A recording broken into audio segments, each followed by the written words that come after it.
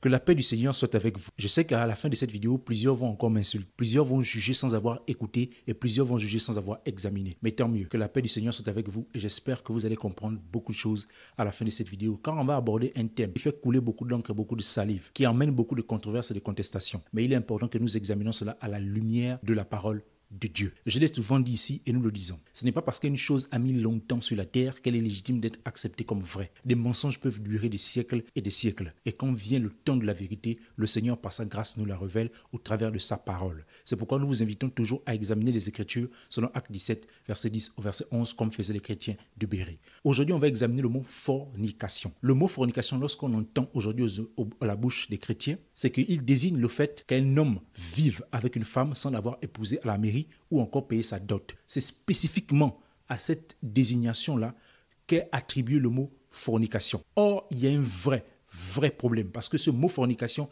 a détruit des vies, détruit des familles, séparé des couples, entraîné les gens dans l'impudicité contrairement à ce que vous croyez. Et restez bien attentifs à cette vidéo. Je sais qu'elle va bouleverser votre manière de penser et surtout votre manière de croire en ce qui est vrai. Donc, le mot fornication, il est important de comprendre son origine. C'est-à-dire qu'il vient du latin fornicatio, qui lui-même vient de fornix. Fornix, en fait, désignait les voûtes, les lieux où les prostituées se rassemblaient en dessous pour faire leurs histoires. Vous comprenez? Donc, en fait, ce mot-là a été attribué en référence au fait que les prostituées se réunissaient sous les voûtes, donc, pour faire leurs histoires de prostitution. D'où est venu le mot fornication, donc qui désigne l'immoralité sexuelle ou les immoralités sexuelles.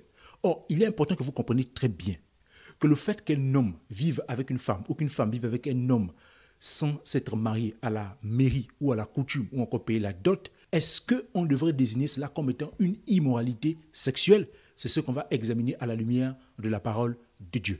Donc, il faut que vous compreniez bien que le mot fornication ne désigne pas le fait que quelqu'un vive avec une femme sans l'avoir mariée ou qu'une femme vive avec un homme sans s'être mariée selon les hommes. Non, ça désigne les immoralités sexuelles. C'est pourquoi, dans certains passages, notamment les Bibles de Louis II, le mot fornication n'existe pas. C'est plutôt l'expression immoralité sexuelle ou encore impudicité. Ce n'est que dans quelques versions, notamment la version Darby, où vous allez voir notamment dans 1 Corinthiens chapitre 6, à partir du verset 18 jusqu'au verset 20, là où est écrit immoralité ou encore impudicité, Darby a mis fornication. Est-ce que vous comprenez? Donc le mot fornication ne veut pas dire une personne qui vit avec son homme dans la maison sans s'être mariée à la mairie ou à la coutume ou encore payer la dot. Ça désigne les immoralités sexuelles. Or, les immoralités sexuelles sont diverses. Par exemple, dans Lévitique chapitre 18, à partir du verset 1 jusqu'au verset 10, si vous voulez, là-bas, on cite les relations incestueuses. Et les relations incestueuses, c'est-à-dire des proches parents, ce sont des immoralités sexuelles. Par exemple, dans Romains chapitre 1, à partir du verset 18 jusqu'au verset 31, la Bible nous trace l'origine de l'homosexualité et donc nous montre que c'est une immoralité sexuelle. La bestialité, c'est-à-dire un homme qui a des rapports sexuels avec un animal, c'est une immoralité sexuelle. Est-ce que vous comprenez bien? La prostitution est une immoralité sexuelle. Donc il faut que vous compreniez bien que les immoralités sexuelles, c'est un tout, c'est-à-dire c'est un ensemble des faits. Ce n'est pas un seul fait. Est-ce que vous comprenez? Donc la bestialité, les relations incestueuses, l'impudicité, et toutes ces choses-là, ce sont des immoralités sexuelles. Donc ce mot ne désigne pas spécifiquement le mariage en ce sens que ça désigne un homme qui vit avec une femme qui n'a pas encore mené à la mairie ou encore à la coutume ou payé sa dot. Je sais qu'à partir de là, plusieurs sont déjà en colère, mais suivez bien la vidéo. Il faut que vous compreniez bien, parce que si vous arrêtez là, vous allez juger. Et là, Salomon a été clair. C'est lui qui répond sans avoir écouté comme un acte de folie, c'était la confusion. Ne soyez pas confus à la fin de cette vidéo, donc écoutez-la bien jusqu'à la fin pour que vous compreniez où je vais en venir. Donc, il faut que vous compreniez cette origine. Dès que vous avez compris l'origine du mot fornication, vous allez mieux comprendre ce que je vais dire dans la suite. Donc, il est important que vous compreniez bien, parce que quand on dit fornication, on dit rapport sexuel hors mariage. Or, le problème, c'est que, frère, c'est quoi le mariage selon Dieu? C'est quoi le mariage selon les Écritures? C'est la question que vous devez vous poser. C'est quoi le mariage? Parce que si on nous dit fornication signifie rapport sexuel hors mariage, ok, on accepte. Mais c'est quoi le mariage? Pourquoi je le dis? Parce qu'on a séparé des couples, on a séparé des gens qui vivaient en paix, qui avaient l'intention d'aller à la mairie, qui avaient l'intention même de payer la dot. Mais on les a séparés précocement, les a divisés. Ils ont sombré dans l'impudicité et ils se sont séparés. Les relations se sont brisées, des enfants se sont retrouvés bouleversés, perturbés. Parce que quelqu'un a brandi un mot fornication et a dit ses rapports sexuels hors mariage. Et lui, il définit le mariage comme étant la mairie, la dot, et comme étant le mariage coutumier, par exemple, pour nous qui sommes en Afrique. Frère, il faut qu'on examine bien, selon les Écritures. Que dit la Bible? Déjà, le mariage à l'état civil. Frère, si vous dites que selon Dieu, le mariage à l'état civil, c'est ça le mariage, frère, c'est que vous êtes à côté. Parce que le mariage à l'état civil date de quelques siècles, environ 200 ans. Parce que c'est en 1792 que le mariage à l'état civil va commencer, notamment en France. Ça commence à partir du fait que les Français vont se révolter de la doctrine catholique, parce que la doctrine catholique avait établi le mariage religieux comme étant un saint sacrement. Est-ce que vous comprenez bien? Donc, ils vont exiger le mariage religieux, que tu sois chrétien ou pas. Et donc, à partir de 1792, le mariage à l'état civil va être établi. Et ensuite, va se répandre dans les pays d'Europe, etc. Et en Afrique, notamment, on va connaître ça grâce à la colonisation.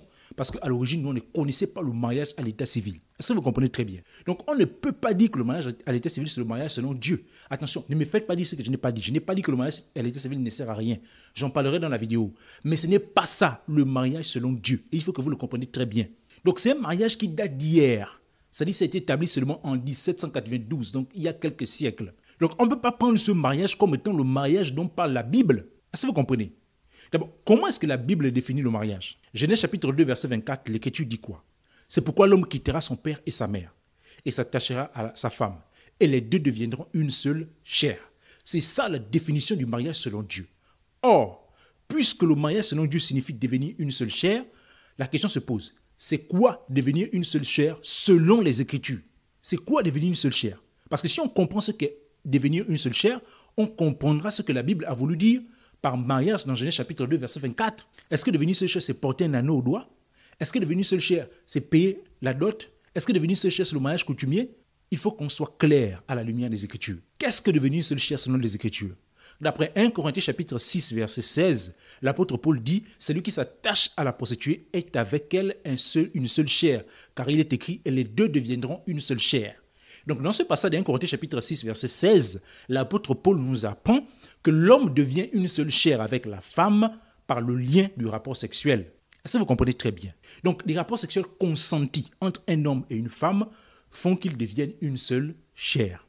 Donc, en partant de ce constat, selon les Écritures, alors on comprend que le mariage selon Dieu, c'est donc deux personnes qui se lient sexuellement par accord consentant, les deux, et donc c'est ça qui fait qu'ils deviennent une seule chair. Maintenant, il y a d'autres éléments qui sont autour, qui font partie de la cérémonie de mariage, mais le mariage en lui-même, donc le sceau du mariage, c'est le rapport sexuel. Est-ce que vous comprenez ça? Il faut que vous le compreniez très bien. Le mariage à l'état civil, c'est un mariage qui date d'hier. Ce n'est pas établi dans les Écritures. Et même la dot, je vais vous choquer frère, j'espère que vous allez bien examiner et comprendre ce que je dis. La dot n'a jamais été établie par Dieu. En fait, il n'existe aucun passage où Dieu a établi la dot. Dieu a régulé la dot. Est-ce que vous comprenez? Dieu a régulé la dot. C'est une chose qu'il a permis pour ses enfants. Est-ce que vous comprenez? En fait, il y a plein de commandements comme ça que Dieu a permis. En fait, il n'a pas été trop dur. C'est-à-dire, il y a des choses que Dieu a permis, il n'a pas été trop dur. Le divorce. Quand vous lisez Matthieu chapitre 19, à partir du verset 1 jusqu'au verset 12, l'Écriture dit bien que le divorce n'a jamais été établi par Dieu. Mais c'est à cause de la dureté du cœur de l'homme que Moïse a permis aux hommes de répudier leurs femmes. Donc le divorce n'a jamais été établi par Dieu. Au commencement, Dieu ne voulait pas que l'homme divorce. Mais il a permis le divorce à cause de la dureté du cœur de l'homme. Est-ce que vous comprenez? Donc c'est pareil pour la dot. Dieu n'a pas établi la dot, mais il a permis la dot. Et il a régulé par des lois. Notamment dans Exode chapitre 22, versets 16 à 17. Dans ce passage, il est dit: si un homme séduit une vierge qui n'est point fiancée et qu'il couche avec elle, il payera sa dot et la prendra pour femme. Si le père refuse de la lui accorder, il payera en argent la valeur de la dot des vierges. Dans ce passage, il dit que si un homme séduit une vierge qui n'est point fiancée et qu'il couche avec elle, on n'a pas dit qu'il a commis la fornication, on doit le tuer. Ou ils doivent se séparer. On dit qu'il payera sa dot. Pourquoi est-ce que la dot a été permise par Dieu? Parce qu'en fait, la dot est comme un symbole de compensation à l'égard du Père. Est-ce que vous comprenez? C'est pourquoi d'après Deutéronome chapitre 22, versets 28 à 29, la valeur de la dot des vierges était de 50 cycles d'argent, ce qui correspond environ à 300 000 francs CFA pour nous qui sommes du franc CFA et à environ 500 € pour ceux qui utilisent l'euro, à la valeur de l'argent d'aujourd'hui. Est-ce que vous comprenez? La valeur de la dot des vierges était environ de 50 cycles d'argent. Donc c'était une forme de compensation. C'est pour dire, tu viens enlever notre fille sous notre toit, donc elle ne pourra plus nous rendre des services, etc. Donc il faut échanger quelque chose, en quelque sorte, pour compenser C'est pourquoi on parle de la valeur de la dot des vierges. Et quand vous lisez bien la Bible, la dot a été mentionnée dans les Écritures seulement pour les vierges. Aucune femme qui a déjà connu les hommes, dans les Écritures, on a payé sa dot pour elle. Encore une fois, ne me dites, faites pas dire ce que je n'ai pas dit. Je ne suis pas en train de dire ici qu'on ne doit pas payer la dot pour les femmes qui ne sont pas vierges. Parce que vous allez comprendre, le mariage a aussi un aspect social. Ce que je vais vous faire comprendre ici, c'est quoi? C'est que le mariage, d'abord selon Dieu, selon nous les chrétiens, ce n'est pas la mairie, ce n'est pas la dot, ce n'est pas le mariage coutumier. C'est deux personnes conscientes, responsables l'une de l'autre, qui s'aiment et qui sont en accord, qui décident de le sceller par le rapport sexuel. C'est pourquoi quand deux personnes ne sont pas encore liées sexuellement, on dit qu'ils sont fiancés. Est-ce que vous comprenez? C'est pas comme je vois aujourd'hui des gens, vous avez fait 10 ans vous avez fait 10 ans dans la maison et vous dites que vous allez vous fiancer. Ça, c'est la comédie. Les fiancés, selon les Écritures, ne vivent pas sous le même toit. Les fiancés, selon les Écritures, n'ont pas des rapports sexuels. Mais vous avez eu des rapports sexuels, vous avez même des enfants. Vous allez encore vous fiancer comment, selon les Écritures? Donc, pour nous, les chrétiens, frères, le mariage, ce n'est pas la mairie, ce n'est pas la dot même. Le mariage, c'est le sceau du rapport sexuel. Est-ce que vous comprenez? Maintenant, suis-je en train de dire que la mairie n'est pas utile? Suis-je en train de dire que le mariage à l'état civil n'est pas utile ou encore la dot n'est pas utile? Non, je n'ai jamais dit ça. Je l'ai dit, le mariage a un aspect social. Maintenant, dans l'aspect social du mariage, nous encourageons toute personne ayant la possibilité d'aller à la mairie, ayant la possibilité de payer la dot, de le faire. Est-ce que vous comprenez? C'est pour l'honneur de votre femme. Et c'est aussi une sorte de compensation pour ses parents. Est-ce que vous comprenez? Mais ne dites pas que c'est ça le mariage. Et le problème avec ça, c'est qu'il y a tellement de cupidité et d'envie de vaine gloire. Aujourd'hui, les femmes veulent se marier à l'état civil, pas pour la sécurité sociale que ça entraîne. Et c'est en ce sens que je glorifie ce mariage, parce qu'il y a une sécurité sociale que ça entraîne, parce qu'on sait nos familles, surtout les familles africaines, qui lorsque le mari est décédé, on vient te chasser de la maison avec tes enfants. Et en ce sens, ce mariage à l'état civil, il est important. Mais pour nous, enfants de Dieu, frères, ne dites pas que c'est ça le mariage. Pourquoi ça emmener l'impudicité, cette mauvaise compréhension du mariage? Parce que vous allez entendre des femmes partout sur les réseaux sociaux vous dire que je suis libre de tromper tel homme parce qu'il ne m'a pas encore marié, il ne m'a pas encore épousé. Parce que dans leur tête, le mariage c'est l'état civil. Dans leur tête, le mariage c'est la dot. Sœur, vous vivez dans l'impudicité. Vous vivez dans le désordre de l'immoralité. C'est ça l'immoralité. Une femme qui vit avec un homme dans sa maison. Ils sont fidèles l'un à l'autre, ils s'aiment, ils ont leurs enfants. Ils vivent dans leur foyer responsables l'un de l'autre. Vous ne pouvez pas dire qu'ils vivent dans le concubinage. Et je vais vous poser la question, votre concubinage dont vous parlez là, vous avez vu ça où dans les Écritures? La Bible parle de concubine. La concubine, c'est la femme de second rang. La concubine n'a jamais été une femme qui vit dans la maison d'un homme sans être mariée à la coutume. Ça n'existe pas. Donnez-moi les passages. Vous avez vu le concubine dans la forme que vous vous dites là. Vous l'avez vu où dans les Écritures? Vous l'avez vu où? Écoutez ce que dit Genèse chapitre 37 à partir du verset 1. Jacob demeura dans le pays de Canaan, où avait séjourné son père. Voici la postérité de Jacob. Joseph, âgé de 17 ans, faisait paître le troupeau avec ses frères. Cet enfant était auprès des fils de Bila et des fils de Zilpa, femme de son père. On va s'arrêter un instant. Je vous pose la question. À quel moment est-ce que Jacob a payé la dot de Bila et de Zilpa? Je vous rappelle, pour ceux qui connaissent l'histoire, que Bila et Zilpa, c'était les servantes de Léa et de Rachel. Mais elles sont appelées femmes de Jacob. Mais pourquoi elles sont appelées femmes de Jacob? Jacob n'a pas payé leur dot. Frère, elles sont appelées femmes de Jacob parce que Jacob est allé vers elles, a scellé leur relation par les rapports sexuels, jusqu'à ce qu'ils ont eu des enfants. On ne peut pas les appeler concubines dans le sens de dire qu'elles ne sont pas encore mariées. Pourquoi on les appelle femmes alors, de Jacob? On les appelle concubines dans le sens que ce sont des femmes de second rang. C'est-à-dire elles sont moins importantes que Léa et Rachel. Est-ce que vous comprenez bien? Donc les concubines dans la Bible ne désignent pas des femmes qui vivent dans un foyer où elles ne sont pas encore là à la mairie ou payer la dot. Non. Les concubines, ce sont des femmes de second rang selon les Écritures. Je sais qu'il y a beaucoup de questions en rapport avec cette histoire de mariage. Cette vidéo, je ne peux pas tout aborder, malheureusement. C'est pourquoi posez vos questions en commentaire et contactez-nous par la grâce de Dieu. Il y a également la chaîne du frère Ibo que je laisserai en commentaire avec ses contacts. Pour ceux qui veulent le contacter, contactez-le. Contactez-moi. En tout cas, contactez l'un de nous pour que nous allions en profondeur sur certains points. Mes frères, je répète, mon objectif n'est pas de dire que le mariage à l'état civil, le mariage, la dot n'est pas n'est pas important. Non. Mon but, c'est de dire que vous devez effacer cette fausse conception du mariage qui entraîne dans le désordre. Parce que si les gens étaient plus conscients qu'en allant sexuellement avec quelqu'un, ils sont liés, les gens réfléchiraient à 2 fois avant d'aller avoir des rapports sexuels avec n'importe qui. Est-ce que vous comprenez? Parce que quand vous parlez de votre histoire de fornication, là, que vous avez assigné au mariage, alors que là-bas, ça signifie immoralité sexuelle, vous détruisez des vies et vous entraînez les gens dans le boucan. Quelqu'un a fait 10 ans avec sa femme. Vous venez lui dire de se séparer, sous prétexte qu'il vit dans la fornication. Vous vous appuyez même sur quoi même? Sous prétexte qu'il vit dans la fornication. Ok, il vit dans la fornication. Ils sont séparés, maisons différentes. Paul a dit quelque chose dans 1 Corinthiens chapitre 7. Il dit, ne vous privez point l'un de l'autre si ce n'est d'un commun accord, de peur que Satan ne vous tente par votre incontinence. Donc les gens qui ont eu l'habitude de se lier sexuellement, vous les séparez pour je ne sais combien de mois ni combien d'années, parce qu'ils doivent d'abord se marier à l'état civil et payer la dot. Ok, je n'ai pas dit que c'était diabolique. Hein. Mais ce que vous êtes en train de faire là, en voulant bien faire là, c'est encore pire que toute autre chose. Parce que vous livrez les gens littéralement à l'impudicité. Vous livrez les gens littéralement à l'immoralité sexuelle. C'est pourquoi beaucoup d'entre eux, vous ne voulez pas vous l'avouer, mais quand on vous sépare là, vous allez dans les copines de gauche à droite. Les hommes, les femmes vont coucher à gauche à droite. Elles vont dire que je ne suis pas encore mariée, donc je suis libre.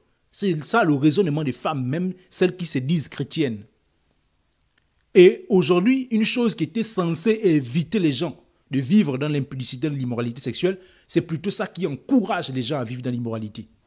Aujourd'hui, vous allez entendre une femme qui a 20 ans avec son mari, ils ont souffert ensemble. Elle va vous dire, on n'est pas encore mariés, je suis libre, je peux coucher avec qui je veux. Il ne m'a pas encore mis la bague au doigt. Donc c'est devenu un objet de gloire. Frère, ouvrez vos yeux et ouvrez vos oreilles. Et examinez les Écritures. Je dis, ce n'est pas parce que quelque chose a mis longtemps dans les oreilles des gens que c'est légitime d'être vrai. Je rappelle, le mariage à l'état civil est né il y a quelques siècles, principalement en France, vers 1792. Ce mariage est né en révolte au mariage religieux, qui est une autre hérésie. Pasteur, prophète, vous n'avez pas le droit de marier les gens. Paul dit, c'est le Père qui a le droit de le faire. Vous n'avez pas ce droit-là. Arrêtez avec ces fausses doctrines-là. Vous avez hérité ça de l'Église catholique romaine. Répentez-vous. Vous n'avez pas le droit de marier les gens. Vous passez votre temps à donner les fausses prophéties des mariages aux gens. Oh, tel n'est pas ton mari, tel n'est pas ta femme. Attends, vous, depuis quand c'est votre rôle? Depuis quand c'est votre rôle de donner les maris aux gens, de donner les femmes aux gens? Le rôle qu'ont les véritables prédicateurs de Dieu, vous avez détourné pour vous attacher aux futilités. Frères, revenons à la sainte doctrine des apôtres et à la vérité biblique. Le mariage, c'est 2 personnes qui consentent à être ensemble et qui le scellent par les rapports sexuels. Et Paul a été clair dans 1 Corinthiens chapitre 7 que quand vous êtes scellés par le rapport sexuel, vous ne pouvez plus vous séparer n'importe comment. Et oui, c'est ce que la Bible dit. Par exemple, pour les couples chrétiens, la seule condition, c'est l'adultère. De votre vivant, c'est l'adultère, la seule condition. Pour les couples non chrétiens, mixtes, si un homme chrétien marie une femme païenne, si elle veut partir, qu'elle parte. Si elle a commis adultère, elle est aussi libre de partir. Ou vous êtes libre de la répudier. Sans ces conditions, il n'y a pas de séparation. C'est ce que la Bible dit. Frère, j'aimerais aller beaucoup plus loin et détailler beaucoup plus de choses. Mais je répète, le mariage, ce n'est pas ce que vous avez entendu. Mais ce n'est pas pour autant que ce n'est pas important. Si, ça l'est. Mais mettons chaque chose à sa place. Mettons chaque chose à sa place. Il y a tellement de cupidité dans cette histoire de mariage à l'état civil et de dot que beaucoup de personnes, même qui ont l'amour sincère pour leur femme, n'arrivent même plus à le faire. Parce qu'il y a tellement de cupidité, tellement de malice, tellement de méchanceté. Sœurs, frères, si vous pouvez vous organiser pour un mariage à l'état civil, faites-le. Si vous pouvez vous organiser pour une dot, faites-le. Mais ce n'est pas ça le mariage. Donc on ne peut pas vous séparer parce que vous vivez ensemble et que vous ne l'avez pas encore fait. Faites-le quand le Seigneur vous donnera la force. Mais vous ne pouvez pas vous séparer parce que vous ne l'avez pas encore fait sous prétexte que vous vivez dans l'impudicité. C'est faux. Vous vivez dans la fornication. C'est tout aussi faux. Est-ce que vous comprenez? Parce que selon Dieu, quand vous vivez ensemble, vous êtes responsables l'un de l'autre. Le mari, la femme est sous la puissance de son mari. Vous êtes mariés selon Dieu. Maintenant, la dot là, les présents là, ça c'est maintenant l'aspect honorifique du mariage. Et si vous voulez me dire que la dot est biblique, et que donc on doit faire la dot, c'est ça le mariage, etc. Ok, la dot est biblique. Mais la dot était de 50 cycles d'argent. Et c'était même négociable. Alors je vous pose la question. Est-ce que vous êtes prêts à dire aux gens qu'ils doivent se marier sans dépasser les 50 cycles d'argent? Ça, c'est l'autre point. Le second point, la dot n'est que pour les vierges. Est-ce que vous allez accepter, sœurs, frères, que les sœurs qui ne sont plus vierges ne payent pas leur dot? Est-ce que vous allez accepter? Parce qu'on n'a jamais payé la dot des femmes des vierges. Ça n'existe pas. Donc tout ça pour vous faire comprendre que l'aspect spirituel est universel. Mais l'aspect de dot est social. Dès lors qu'on ne fait pas quelque chose qui est en transgression avec la parole de Dieu, il n'y a pas de problème. Ce qui est méchant, c'est la cupidité qu'il y a derrière. Le mariage est universel. C'est-à-dire la définition du mariage est universelle. Sauf que l'aspect social peut dépendre des contextes, des familles, etc. En ce sens-là, nous, on n'a pas l'exigence en tant que serviteurs de Dieu. On n'a pas non plus le droit de marier. Nous, on ne peut pas marier les gens. Est-ce que vous comprenez cela? Que la paix du Seigneur soit avec vous.